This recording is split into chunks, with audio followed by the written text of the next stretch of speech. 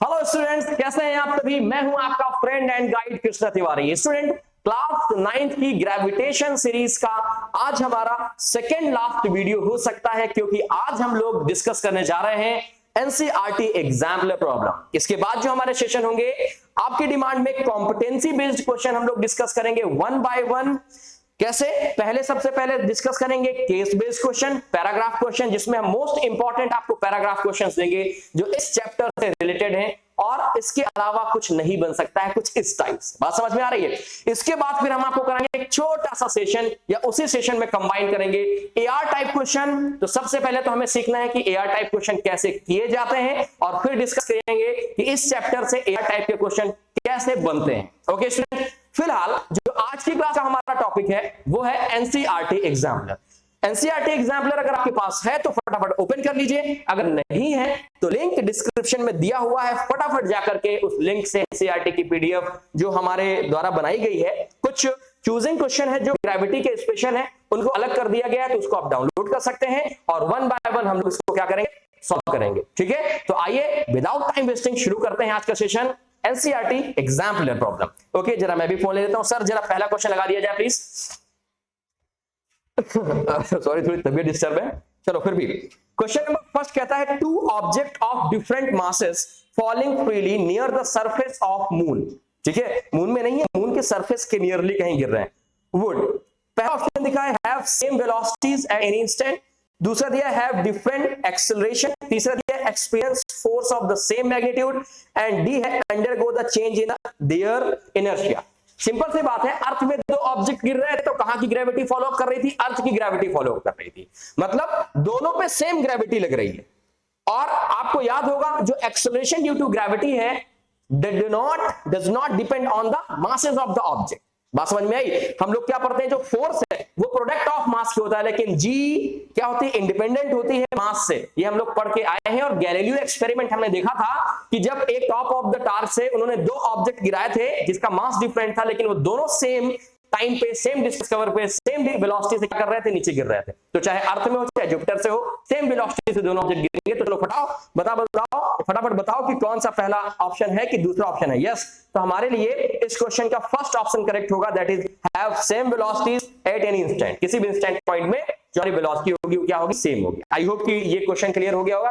कुछ लिखने का नहीं है, कुछ हम लोग इसमें डिस्कस करेंगे एमसीक्यू क्वेश्चन, और इसके बाद कुछ 2 4 5 क्वेश्चन है जो छोटे छोटे न्यूमेरिकल प्रॉब्लम है। एनसीईआरटी कंप्लीट जो एग्जाम्पलर है वो आज फिनिश करेंगे। ठीक है, चलिए अगला क्वेश्चन देखते हैं। सर अगला क्वेश्चन लगा दीजिए। अगला क्वेश्चन है the value of acceleration due to gravity. चलो वीडियो को पॉज करो और कमेंट में आंसर करके बताओ अगर आपको इस आंसर आता है तो। क्या कहता है, the value of acceleration due to gravity is same on equator and pole. भाई ये तो बहुत ही नाइंसाफी है, बड़ी गंदी बात बोली है आपने। क्या मतलब यार, नॉर्थ पोल साउथ पोल अलग है, इक्वेटर अलग है, पोल में रेडियस कम होती है, इक्वेटर रेडियस ज्यादा होती है, and g depend on the inversely proportional to the radius. आपको शायद याद होगा, याद है ना थोड़ा सा? चलो बहुत अच्छी बात है, तो ये तो हमारे लिए बेकार हो गया। दूसरा क्या कहता है, इज लीस्ट ऑन द पोल। भाई साहब ये तो बिल्कुल गलत हो गया। पोल में सबसे कम होती है क्या कि सबसे ज्यादा होती है? चलो ये भी आपको कमेंट करके बताना है कि पोल्स में ग्रेविटी कम होती है कि ज्यादा होती है। अगले ऑप्शन की तरफ बढ़ते हैं। कहता है लीस्ट ऑन इक्वेटर, ये भी गया, लीस्ट ऑन इक्वेटर नहीं हो सकता। क्या है, okay, increase from pole of equator, pole to equator, मतलब जब हम पोल से इक्वेटर की तरफ बढ़ेंगे तो इंक्रीज होनी चाहिए, लेकिन ये तो गलत हो गया ना। क्यों? इक्वेटर में रेडियस ज्यादा होती है, तो अगर मैं इक्वेटर में जाऊंगा तो लीस्ट होनी चाहिए। तो इसके लिए हमारे पास ऑप्शन नंबर सी सबसे ज्यादा एफिशिएंट मिल रहा है। क्या कहता है, कहता है इज लीस्ट ऑन इक्वेटर। तो इस क्वेश्चन का जो करेक्ट आंसर होगा वो क्या होगा, लीस्ट ऑन इक्वेटर। देखो बहुत बच्चे कंफ्यूज रहते हैं, कंफ्यूज बिल्कुल मत ध्यान होना, केवल माइंड में सेटअप कर लो कि जो जी है वो इनवर्सली प्रोपोर्शनल होता है स्क्वायर ऑफ द रेडियस। तो जैसे जैसे रेडियस बढ़ाओगे जी वैसे वैसे क्या होगी, कम होगी, और जैसे जैसे रेडियस घटाओगे तो जी वैसे वैसे क्या होगी, ज्यादा होगी। आई होप क्लियर हो गया। चलो चलते हैं अपने नेक्स्ट क्वेश्चन की तरफ। क्या है नेक्स्ट क्वेश्चन? सर अगला क्वेश्चन लगा दिया जाए। अगला क्वेश्चन कहता है the gravitational force between two object is F. Gravitational force मतलब एफ इज इक्वल टू, जैसे ये वर्ड सुनो आपके माइंड में आ जाना चाहिए तुरंत, gravitation force F is equal to capital G m1 m2 upon में आर स्क्वायर। ठीक है, तो आई होप जब मैं बोल रहा हूं ग्रेविटेशनल फोर्स एफ तो आपके माइंड में ये फॉर्मूला आ गया होगा। कहता है is masses of both of, if masses of both object are half, अगर दोनों के मासेस क्या कर दिए जाएं, हाफ कर दिए जाए। सर ये क्या आ रहा है? अच्छा ये एसी का एयर आ रहा है शायद। ओके, तो बहुत ज्यादा वैसे भी तबीयत खराब है भाई, बंद कर दो एसी, ठीक है। चलो, कहता है the gravitational force between two object is F if the masses of both objects are half without changing distance between them, then what is the gravitational force would we become? देखो कितना simple question है sir, question हटा दीजिए जरा। देखिए कितना simple question है भाई। कहता है कि मान लो हमारे पास पहले G है, फोर्स हमारे पास कितना है, capital G m1 m2 upon में कितना r स्क्वायर, ठीक है। इसके बाद कहता है कि अगर इनकी डिस्टेंस को चेंज ना किया जाए, क्या किया जाए, F is equal to F new is equal to capital G, mass को इसको भी मैंने हाफ कर दिया m1 को, और इस वाले मास को भी मैंने हाफ कर दिया अपॉन में r स्क्वायर, तो कितना हो गया 2 2 4, तो F1 इज इक्वल टू कितना हो जाएगा 1/4 G m1 m2 अपॉन में r स्क्वायर, और ये दोस्त वैल्यू किसकी थी, पुराने F की थी, तो जो नया फोर्स आएगा वो 1/4 आएगा किसके, नए फोर्स के, सॉरी पुराने फोर्स के। बताओ हो गया क्वेश्चन कि नहीं हो गया? कितना आसान क्वेश्चन है। चलो नेक्स्ट क्वेश्चन की तरफ चलते हैं। अगला क्वेश्चन देखिए जरा क्या है। अगला क्वेश्चन आपकी स्क्रीन पर रहा ये, ठीक है। अरे कोई एसी बंद कर दो भाई, वो एक गाना है ना भाई, कोई एसी चला दो, मैं कह रहा हूँ एसी बंद कर दो, लगता है तुमसे नहीं हो पाएगा, मुझे ही बंद करना पड़ेगा, ठीक है। तुम लोग ढूंढते हो रिमोट, बढ़िया है यार, तबीयत खराब है यार, मारने का पूरा प्लान बना के रखा गया एसी चला के, ठीक है। अगला क्वेश्चन क्या कहता है, कहता है a boy is whirling a stone tied with a string in a horizontal circular path. If the string breaks, the stone, अगर मान लो एक धागे से मैंने स्टोन को बांध के ऐसे घुमा रहा हूं, अगर वो अचानक से ब्रेक हो गई तो बताओ क्या हो जाएगा, ये पत्थर गया और ये निकल गया आपकी नाक की तरफ, निकल गया कि निकल गया। आपने क्वेश्चन देख लिया, पीडीएफ पड़ी हुई है, सर क्वेश्चन हटा दीजिए। देखिए जैसे मान लीजिए ये हमारे पास क्या है, एक सर्कुलर पाथ में कोई स्ट्रिंग चल रही है, एक स्ट्रिंग से बंधा हुआ स्टोन है, मूव कर रहा है, क्यों मूव कर रहा है, सेंट्रीपिटल फोर्स लग रहा है, ओके। जैसे ही ब्रेक होगा सेंट्रीपिटल फोर्स क्या हो जाएगा, कम हो जाएगा, और सेंट्रीफ्यूगल फोर्स वो ज्यादा होगा तो सीधे निकल जाएगा, और इस पाथ को बोलते हैं टेंजेंशियल पाथ। अगर आपको याद होगा मैंने आपको बताया था, जिन बच्चों ने अभी तक प्रीवियस क्लासेस नहीं देखी हैं फटाफट जाके देख लें, क्योंकि मैं ये मान के चल रहा हूं कि वो सारे कंसेप्ट देख के आप ये सेशन देख रहे हो, बाद में ये होगा सर समझ में नहीं आ रहा है, ठीक है। तो कंसेप्ट अगर क्लियर है तो समझ में आ जाएगा। चलो ऑप्शन देखो, कहता है will continue move in a circular path. भाई कैसे पॉसिबल है, ऐसे से घुमा रहा है और टूट गई तो सर्कुलर पाथ में कैसे घूमेगी भाई, हाँ। फिर कहता है will move along a straight line towards the centre of the circular path. अरे अरे अरे, centre of the circular path मतलब कि इसे चल रहा है और ऐसे मूव करके आएगा तुम्हारे मुंह में लग जाएगा भड़ा, ऐसे होगा क्या, नहीं। थर्ड देखो क्या कहता है, will move along the straight line tangential to the circular path. देखो आगे कि नहीं आ गया, टेंजेंशियल का मतलब ऐसे टच होते हुए, कुछ इस तरह से, जो सर्कल का टेंजेंट जानते हो नहीं जानते हो, तो टेंजेंशियल पाथ। तो अब अगला ऑप्शन हमें पढ़ने की जरूरत नहीं है, option number C is correct for this question. Now moving to the next question, question number होगा 6। ओके सर, नेक्स्ट क्वेश्चन जरा अप्लाई कर दीजिए, क्या है नेक्स्ट क्वेश्चन, फटाफट सीखते जाओ। और इन सारे क्वेश्चन में से आधे क्वेश्चंस के आंसर्स आपको खुद नहीं आते होंगे, क्योंकि इतना प्यारा मैंने कॉन्सेप्ट दिया है आपको, कंप्लीट चैप्टर किया है, कुछ नहीं छोड़ा मैंने, सिंगल पॉइंट। कहता है इन द रिलेशन, सर यही वाला क्वेश्चन है ना, in the relation F is equal to capital G capital M small m upon में D square the quantity of G। अब देखो ऑप्शन नंबर ए लिखा है depend on the value of G at the place of observation, लिखा है is used only when the earth is one of the two masses. No no no no, it greatest in surface of the earth. वाह वाह वाह, क्या बात कही है आपने। और डी कहता है it in universal constant of the nature. तो दोस्तों इसमें आंख मूंद के ऑप्शन लगा देना, ऑप्शन नंबर डी, एक्सप्लेन करने की कोई जरूरत नहीं है। चलते हैं नेक्स्ट क्वेश्चन की तरफ, क्वेश्चन नंबर 7 क्या कहता है सर, क्वेश्चन नंबर 7 अप्लाई कर दीजिए। 7 नंबर क्या है, law of gravitation, right. Law of gravitation gives the gravitational force between. सबको पता है कि कोई ऑब्जेक्ट के बीच में अगर हमें फोर्स निकालना है तो F is equal to capital G m1 m2 upon में r स्क्वायर। देख लो कोई option, is independent of mass and radius of the earth. बिल्कुल इंडिपेंडेंट है किसी भी ऑब्जेक्ट के बीच में, चाहे सेलेस्टियल हो, चाहे नॉन सेलेस्टियल हो, चाहे एटम हो, चाहे माउंट एवरेस्ट हो, किसी दो पार्टिकल के बीच में आप फोर्स निकाल सकते हैं। Is that clear? Now moving to the next question, question number कौन सा, 8। The value of, sir question number 8, okay question number 8 कहता है the value of quantity G in the law of gravitation.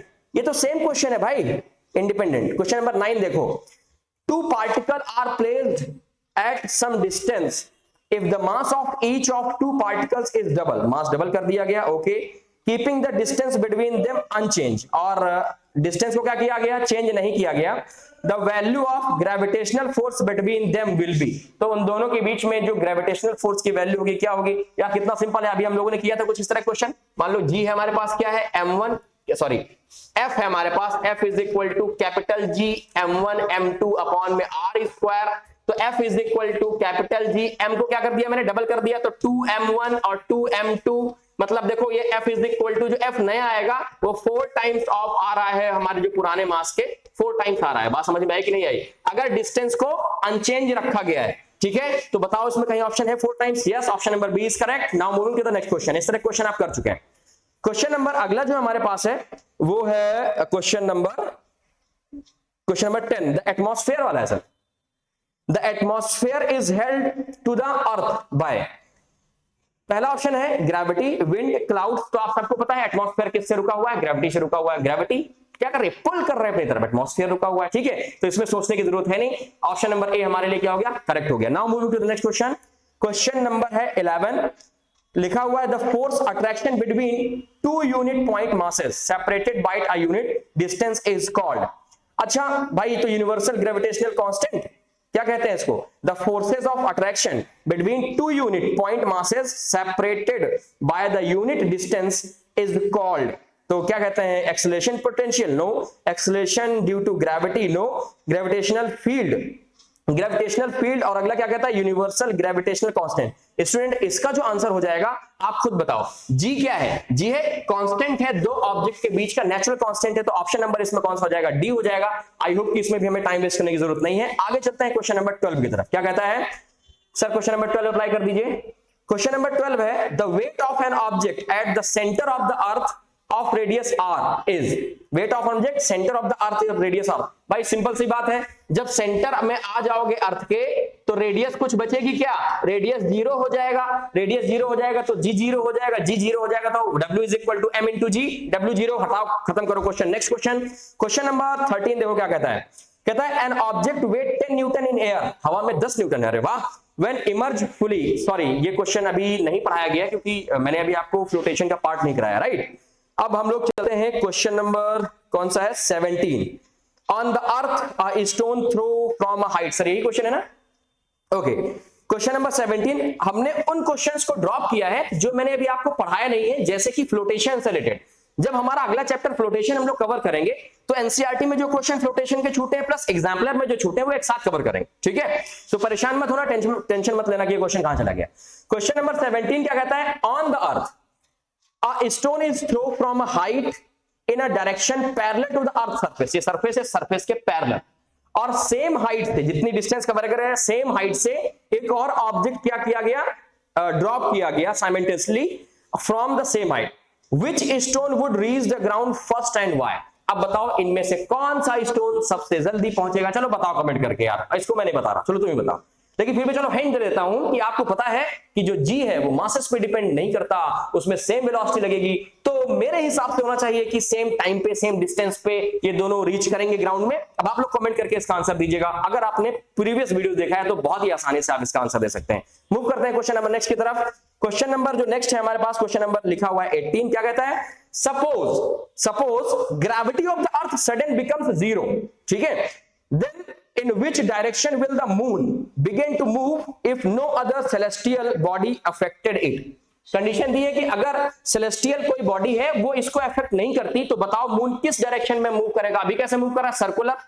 अब जैसे ही gravity खत्म, भाई circular क्यों move कर रहा है? क्योंकि सेंटर ऑफ द ग्रेविटी इसको अट्रैक्ट कर रही है, सेंट्रीपिटल फोर्स भी लग रहा है। लेकिन जैसे ही ग्रेविटी खत्म, तो याद करो भी क्वेश्चन किया था, तुरंत टेंजेंशियल पाथ में निकल जाएगा, अपने जुपिटर मामा से मिलते हैं, हाय हेलो करने पहुंच जाएगा नहीं पहुंच जाएगा। तो मून अगर अर्थ की ग्रेविटी खत्म हो जाती तो मून स्ट्रेट लाइन पाथ में मोशन करेगा, टेंजेंशियल पाथ में मोशन करेगा। बात समझ में आएगी नहीं आई? कर लोगे? चलो बहुत बढ़िया बात है, बहुत हलवा हलवा क्वेश्चन है इसमें। आगे बढ़ते हैं जरा, देखो क्या है अगला क्वेश्चन है हमारे पास। Question number how does 23, how does the weight of an object. देखो अभी हमने एक क्वेश्चन ड्रॉप किया है, calculate the average density of the earth in the term of small G, capital G and R. बहुत ही प्यारा और लाजवाब क्वेश्चन है, लेकिन इस क्वेश्चन को ड्रॉप इसलिए किया है मैंने क्योंकि अभी मुझे आपको डेंसिटी के बारे में पढ़ाना पड़ेगा कि डेंसिटी क्या होती है, और वो तब मैं पढ़ाऊंगा जब फ्लोटेशन कराऊंगा, तो फिर हम इसको क्या करेंगे? कवर अप करेंगे। ओके, तो टेंशन नहीं लेना, परेशान नहीं होना, पीडीएफ है, इसके हिसाब से भी आप कर लो। क्वेश्चन है 23, how does the weight of an object vary with respect to mass and radius of the earth ठीक है, in a hypothetical case, what is hypothetical case, मतलब कि रियलिटी में ऐसा ना हो, ऐसा काश ऐसा हो जाए, if I were a bird I will fly over the school, right. तो हाइपोथेटिकल केस को इस तरह से होते हैं cases, okay. If the diameter of the earth become half, क्या कर दिया जाए, डायमीटर हाफ कर दिया जाए, ठीक है, it's present value and its mass become 4 time, और मास का क्या कर दिया जाएगा, हो जाएगा 4 time it's present value, then how would the weight of any object on the surface of the earth be affected 16 time. चलो आओ करके देखते हैं। सर क्वेश्चन हटा दीजिए, अगर आपने क्वेश्चन नोट कर लिया है बच्चों लोग, पीडीएफ आपके हाथ में है, तो आओ देखते हैं इस क्वेश्चन को कैसे करना है। क्वेश्चन कहता है, देखो पहले तो वेट इज इक्वल टू क्या होता है, m इंटू में g। अब कहता है कि कैसे इफेक्ट डालता है, हाइपोथेटिकल केस है, जरा देखना। तो m इंटू में g की वैल्यू क्या होती है, मास ऑफ अर्थ अपॉन में रेडियस ऑफ अर्थ का स्क्वायर, मतलब प्रोडक्ट ऑफ किसी भी ऑब्जेक्ट का मास होगा वो अर्थ के मास के प्रोडक्ट के क्या होगा, डायरेक्टली प्रोपोर्शनल होगा। पहला फैक्टर तो ये। दूसरा क्या होगा, स्क्वायर ऑफ द रेडियस के क्या होगा, इनवर्सली प्रोपोर्शनल होगा। ये चीज समझ में आ गई, तो यही आपको लिख देना है। पहला तो क्या कि प्रोडक्ट ऑफ मास के directly proportional and square of the radius के इनवर्सली प्रोपोर्शनल हो जाएगा। W इज इक्वल टू, मैं बात कर रहा हूं वेट ऑफ द ऑब्जेक्ट पूछ रहा है ना। इसके बाद क्या कहता है, कहता है कि अगर मैं कहता हूं कि मास ऑफ अर्थ क्या कर दिया जाए, डबल कर दिया जाए, सॉरी क्या कर दिया जाए, 4 टाइम कर दिया जाए, और रेडियस क्या कर दी जाए, हाफ। तो हाफ का स्क्वायर देखो कितना हो जाएगा, देखो समझो ना, W is equal to m into में मास कितना कर दिया भैया, 4 टाइम कर दिया मास ऑफ अर्थ के, और रेडियस क्या कर दिया गया, रेडियस हो गई हाफ, मतलब कि 1/2, 1/2, तो 2 का कितना हो जाएगा, 4 हो जाएगा, r स्क्वायर हो जाएगा कि नहीं हो जाएगा, और 4 4 जा कितना हो जाएगा, 16 हो जाएगा कि नहीं हो जाएगा। तो W ऑफ द ऑब्जेक्ट हो जाएगा 16 टाइप ऑफ m इंटू में me अपॉन में r स्क्वायर, और ये वैल्यू किसकी थी, ये वैल्यू थी किसकी, g की। तो बताओ, तो W is equal to 16 time of the weight हो जाएगा कि नहीं हो जाएगा, सॉरी g हो जाएगा कि नहीं हो जाएगा, बताओ। कितना आसान भाषा में था ये क्वेश्चन, छोटा सा क्वेश्चन था। पहली चीज ये देखो, यहां दिमाग लगाना है, W is equal to m into g, g is equal to me upon में r square. So W is directly proportional to the product of their masses and inversely proportional to the square of the radius of the object। बात समझ में आ रही कि नहीं आ रही है? अच्छा, अब क्या किया गया, मास को 4 टाइम कर दिया गया। भाई मेरी तरफ देख के हंसो बता, ठीक है, मैं थोड़ा जोश जोश में तेज हो जाता हूं। ओके ओके, धीरे धीरे। मास ऑफ अर्थ मैंने 4 टाइम किया, रेडियस ऑफ अर्थ मैंने क्या कर दिया, 1/2 किया, उसका स्क्वायर किया तो 2 2 जा 4, ऊपर मल्टीप्लाई कराओगे तो 4 4 जा 16 और m इंटू में me अपॉन में r स्क्वायर बचा, और m इंटू में me अपॉन में r स्क्वायर किसकी वैल्यू थी, g की वैल्यू थी दोस्त। तो वेट कैसे वेरी कर गया, 16 times of the g। Is that clear, बात समझ में आई कि नहीं आई। सो ये रहा ग्रेविटेशन का एनसीईआरटी एग्जाम्पलर प्रॉब्लम का सॉल्यूशन। हमारे साथ बने रहिए, क्योंकि अब जो मैं कराने वाला हूं नेक्स्ट सेशन में वो होगा बहुत ही लाजवाब, जिसका नाम है competency based series। सबसे पहले important paragraph mean case based question, then we will discuss about assertion reason question, how we will solve and कैसे क्वेश्चंस बनते हैं इस चैप्टर से, और क्या क्या हमें उनमें सीखना पड़ेगा। ठीक है, तो आज के लिए हंसते मुस्कुराते रहिए और पढ़ते रहिए।